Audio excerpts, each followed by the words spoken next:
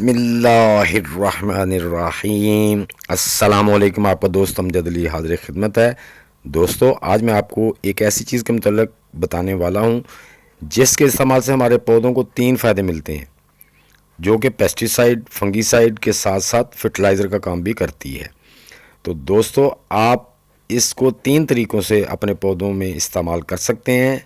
ये सब कुछ इस वीडियो में मैं आपके साथ शेयर करने वाला हूँ। वीडियो एंड तक देखिए, लाइक और शेयर भी कर दें। नए दोस्त भी लाइक शेयर और चैनल को सब्सक्राइब करके बेल आइकन को ज़रूर दबा दें ताकि हर नई वीडियो की इत्तला आपको बर वक्त मिलती रहे। तो दोस्तों, प्रोसेस शुरू करते हैं। अगर आप चाहते हैं कि आपके पौधे भी हेल्दी और लश ग्रीन रहें, जिस तरह के आप देख रहे हैं कि ये मेरे पौधे हैं, तो इस चीज़ को लाजमी इस्तेमाल करें। इनको तीनों तरीक़ों से अपने गार्डन में ज़रूर इस्तेमाल करें। तो दोस्तों, ये मैंने इसको ये देखें 2 फॉर्म में इसको तैयार किया है। दोनों फॉर्म में आप लिक्विड, और जो लिक्विड में से मैंने इसको छाना है, स्टिन किया है, उसमें से जो इसका बाकियात निकली हैं, बुरादा निकला है, तो उसको भी हम फेंकेंगे नहीं। तो इसका भी बहुत फ़ायदा है। तो दोस्तों, ये चूँकि ग्रीन है, इसमें नाइट्रोजन की मिकदार बहुत ज़्यादा होती है। दूसरे नंबर पे ये फंगीसाइड का काम भी करती है और पेस्टिसाइड का भी। आप इसको तीनों तरीक़ों में से जिस तरीके से भी इस्तेमाल करते हैं, इसमें फ़ायदा ही फ़ायदा है। तो दोस्तों, मैं दिखाता हूँ कि आप इसको इस्तेमाल आपने कैसे करना है। तीनों तरीके आपके साथ शेयर करने वाला हूँ।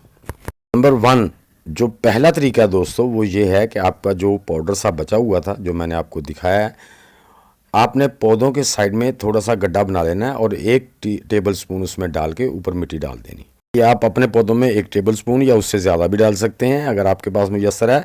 तो इसका कोई नुकसान नहीं, क्योंकि ये ऑर्गेनिक है, ऑर्गेनिक का कोई नुकसान नहीं होता। ये देखें, जिस तरह मैं डाल रहा हूँ, आप भी इस तरह अपने पौधों में डाल सकते हैं।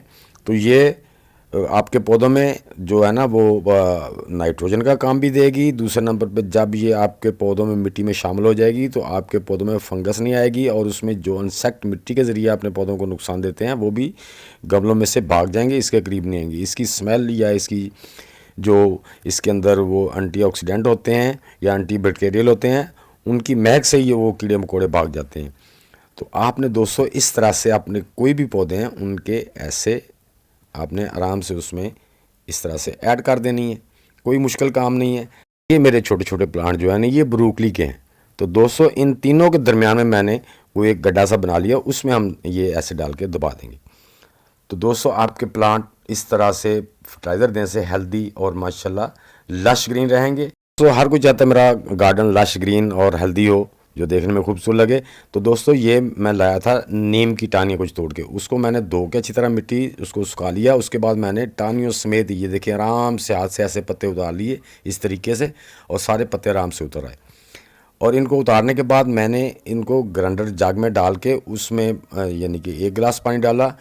तो चूँकि पत्ते ज़्यादा थे तो मुझे 1 गिलास और उसमें डालना पड़ा, क्योंकि मेरे पत्ते तकरीबन 200 ग्राम के करीब थे। ये प्लेट फुल भरी हुई थी। तो मैंने उसको अच्छी तरह ग्राइंड करके उसको बारीक कर लिया। बारीक करने के बाद मैंने उसको स्ट्रेनर से अच्छे तरीके से छान लिया। उसमें से जो पानी बचा वो अलग रख लिया, और जो उसकी पल्प वगैरह बची थी, और इसमें नाइट्रोजन के साथ साथ जो पल्प होती है, इसमें फाइबर की भी काफ़ी मिकदार होती है। तो दोस्तों, जो असरात पानी में है वही अभी इसकी पत्तियों में है, क्योंकि ये सारा अर्क अभी तक निकला नहीं इसमें से।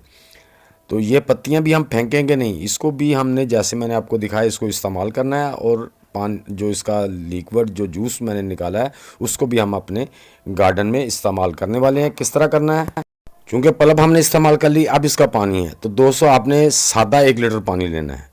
इसमें भी आपने एक सादा 1 लीटर पानी ले लेना है, और उसमें 1 गिलास जो हमने इन नीम की पत्तियों का जूस निकाला है वो ले लेना है। तो इसमें 1 लीटर पानी में आपने 1 गिलास ऐड कर लेना है।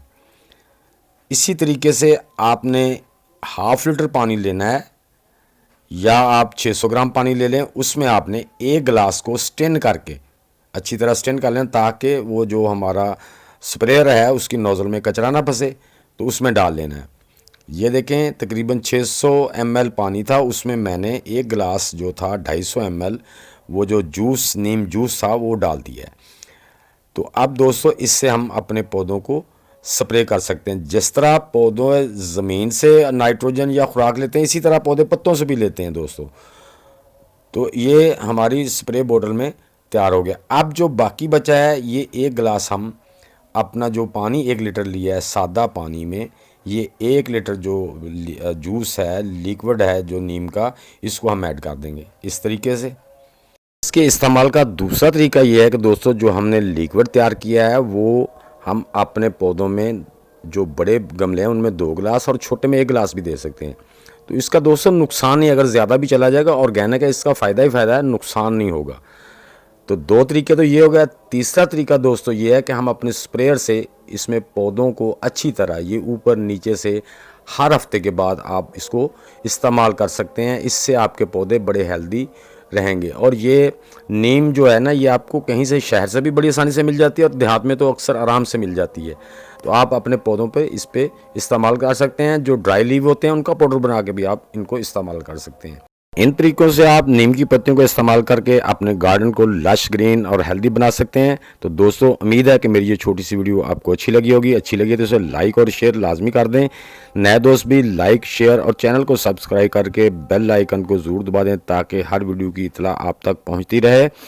तो दोस्तों, मिलते हैं इंशाल्लाह नेक्स्ट इन्फॉर्मेटिव वीडियो के साथ। तब तक के लिए आप सब दोस्तों को अल्लाह हाफिज़।